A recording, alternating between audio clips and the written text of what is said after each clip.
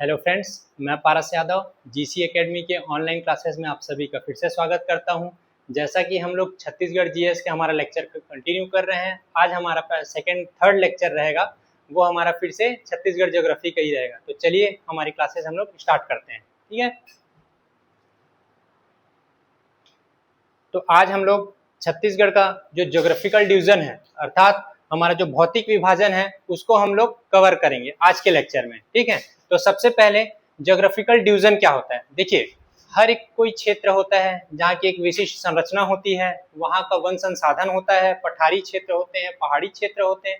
तो उन क्षेत्रों के आधार पर उनका अलग अलग विभाजन किया जाता है। इसी के विभाजन के आधार पर हर क्षेत्र को अलग भाग में बांटा जाता है। जैसे अगर हमारे छत्तीसगढ़ का बात करें तो हमारे छत्तीसगढ़ को 4 भौतिक प्रदेशों में बांटा गया है। कहीं क्षेत्र में पठारी क्षेत्र अधिक है, किसी क्षेत्र में पहाड़ी क्षेत्र है। तो हमारा अगर छत्तीसगढ़ का मैदानी क्षेत्र देखें, जिसमें बिलासपुर संभाग आ गया, रायपुर संभाग आ गया या दुर्ग संभाग आ गया, तो ये मैदानी क्षेत्र है। यहाँ पहाड़ों की संरचना कम है। इसी हम नीचे जाते हैं बस्तर की तरफ, तो हम देखते हैं कि वहाँ फिर से पहाड़ी क्षेत्र का अलग ऊंचाई बढ़ जाता है। तो इसी आधार पर अलग अलग क्षेत्रों का 4 भागों में छत्तीसगढ़ का विभाजन किया गया है। तो देखिए, छत्तीसगढ़ को कितने भागों में बांटा गया है। छत्तीसगढ़ को 4 भौगोलिक क्षेत्रों में बांटा गया है। तो इसमें से सबसे पहला भाग कौन सा है? सबसे पहला भाग कौन सा है छत्तीसगढ़ का? सबसे पहला भाग है पूर्वी बघेलखंड का पठार। देखिए, जब अभी मैं आगे हम लोग जाएंगे तो मैं आपको मैप के बारे में, मैप में पूरे सारे चीजों को एक एक करके क्लियर करते जाऊंगा। अभी आप लोग पहले देखिए, छत्तीसगढ़ को कितने भागों में बांटा गया है? 4 भौगोलिक क्षेत्रों में बांटा गया है। सबसे पहला कौन सा है? पूर्वी बघेलखंड का पठार। उसके बाद सेकेंड नंबर में कौन सा है? जसपुर कुसमी पाट का प्रदेश, ठीक है। तीसरा नंबर में जो बांटा गया है वो महानदी का मैदान है।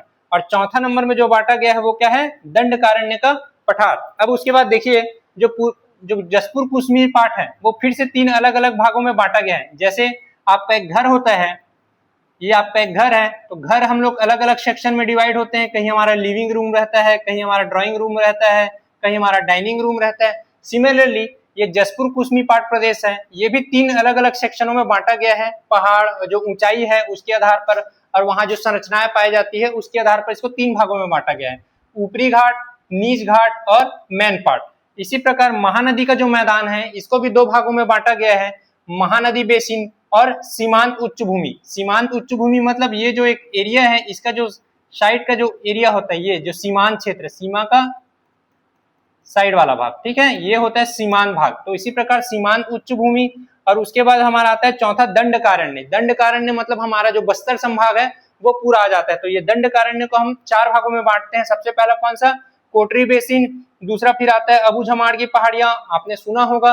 अबू झमाड़ एक जनजाति भी है, उसी के आधार पर जो जनजाति जहां निवास करती है वो पूरा क्षेत्र अबू झमाड़ क्षेत्र के नाम से जाना जाता है। तो ये आ जाता है अबू झमाड़ की पहाड़ी। फिर चौथा आ जाता है उत्तर पूर्वी पठार और दक्षिण का पठार। ये दोनों क्षेत्रों को एक साथ में कंबाइन में, ये दोनों क्षेत्रों को एक साथ कंबाइन में बस्तर का पठार भी बोला जाता है। क्या बोला जाता है इसको एक साथ कंबाइन में? बस्तर का पठार, ठीक है। तो कहीं अगर कोई अलग बुक में आप पढ़ेंगे या किसी अलग पब्लिकेशन में तो हो सकता है कोटरी बेसिन, अबू झमाड़ की पहाड़ियां, फिर उसके बाद बस्तर का पठार, फिर गोदावरी सबरी का मैदान, ये भी लिखा आ सकता है। तो इसलिए इसको अलग अगर हम देखेंगे तो ये बस्तर का पठार 2 भागों में डिवाइडेड होता है, उत्तर पूर्वी पठार और दक्षिण का पठार, ठीक है। चलिए हम इसको अब आगे बढ़ते हैं।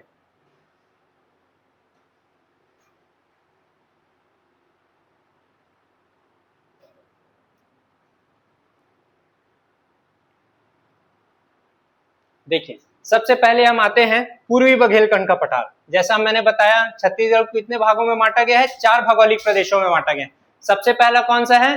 पूर्वी बघेलखंड का पठार। तो देखिए, मैं सबसे पहले आपको एक मैप में बताता हूँ पूर्वी बघेलखंड का पठार है कौन सा एरिया। ये वाला जो रीजन है, ये है ना, ये हमारा पूर्वी बघेलखंड का पठार के अंदर आता है। देखिए, यहाँ से जो ये वाला जो सेक्शन है ये हमारा पूर्वी बघेलखंड के पठार के अंतर्गत पूरा आता है। देखिए, अब इसमें कौन सा जिला आ गया? सबसे पहले आ गया मनेन्द्रगढ़, चिरमिरी और भरतपुर जिला। दूसरा कौन सा आ गया?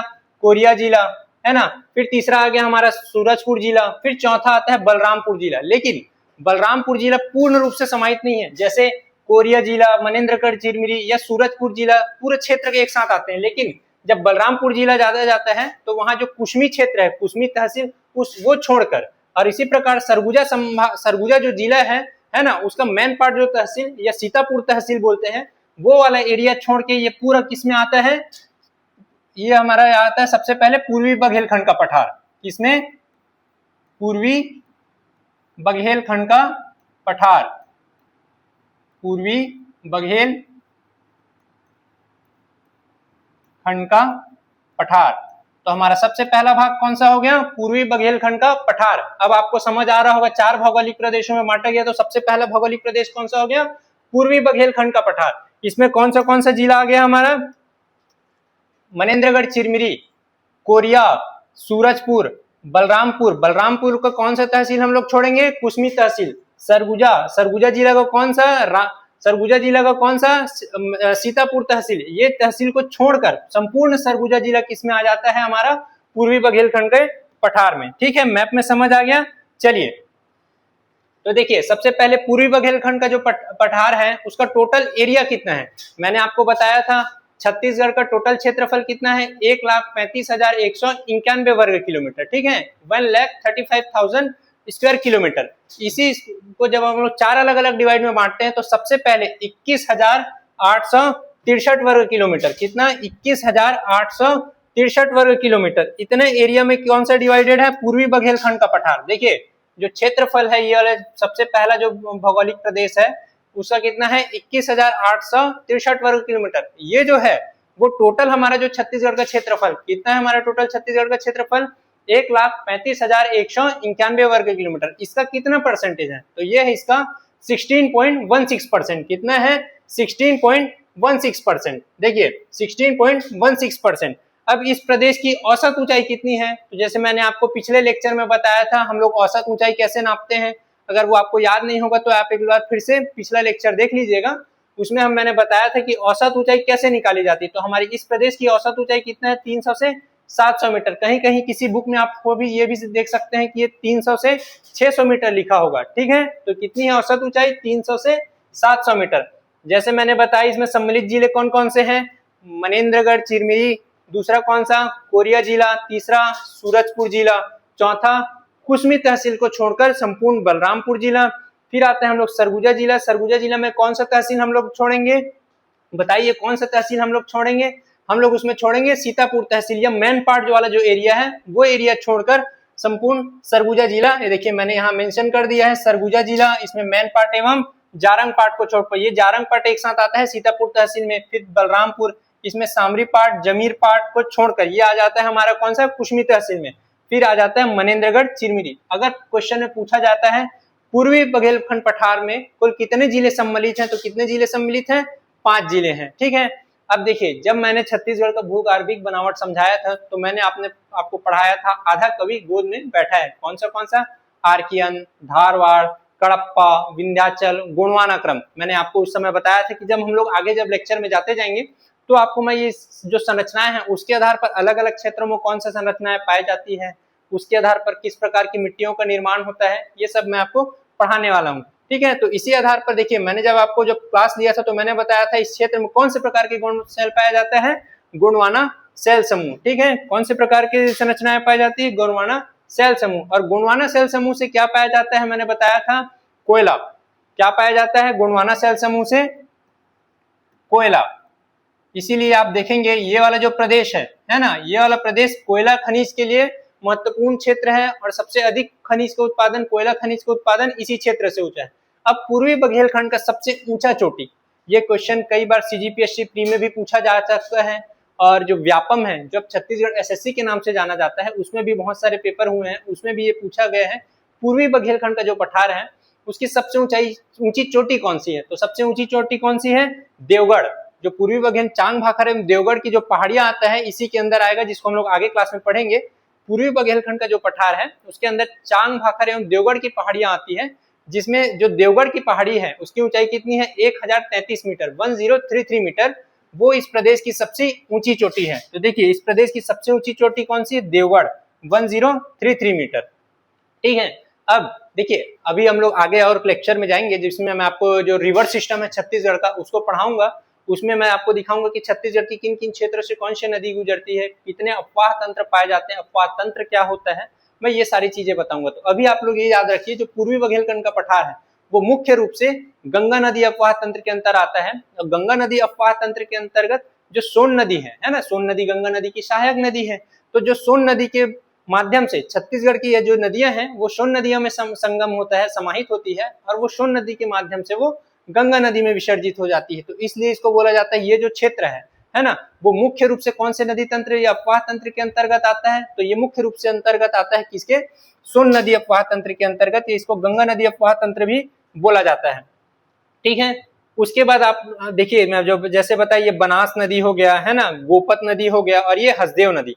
अभी जब हम लोग, फिर मैं बता रहा हूँ, जो हम लोग नदी तंत्र पढ़ेंगे उसमें ये सारी नदियों के बारे में हम लोग पढ़ेंगे कि गोपद नदी क्या है, कहाँ से निकलती है, बनास नदी क्या है, हसदेव नदी कौन सी है, और साथ ही साथ इसमें कौन कौन सी परियोजनाएं चल रही है। जैसे हसदेव नदी है ना, तो ये मिनी माता हसदेव डैम है, इसकी ऊंचाई कितनी है, ये सारे क्वेश्चन आए हुए हैं। तो इसको हम लोग 1 बाय 1 पूरा करते जाएंगे। और जैसे मैंने आपको बताया प्रमुख खनिज है ना, तो प्रमुख खनिज कौन सा है?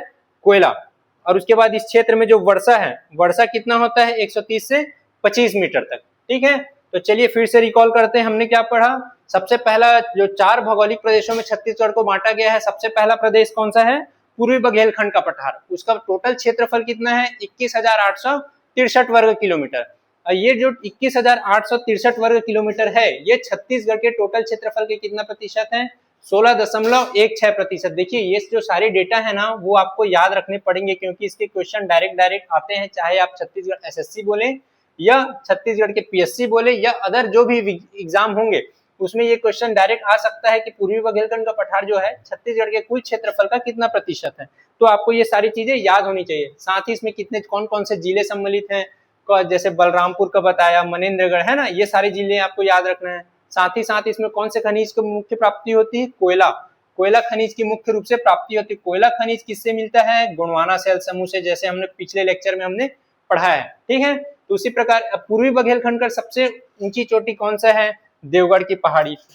इस चीज को आप लोग बिल्कुल अच्छे से याद रखेंगे। देवगढ़ की जो पहाड़ी है ना, देवगढ़ की जो पहाड़ी है, इसकी ऊंचाई कितनी है? 1033 मीटर। और इसको याद रखिएगा, क्योंकि ये 1-2 बार एग्जाम में आ चुका है कि पूर्वी बघेलखंड का पठार का सबसे ऊंचा चोटी कौन सा है? तो वो है देवगढ़। इसकी ऊंचाई भी आप याद रखिएगा, कितना?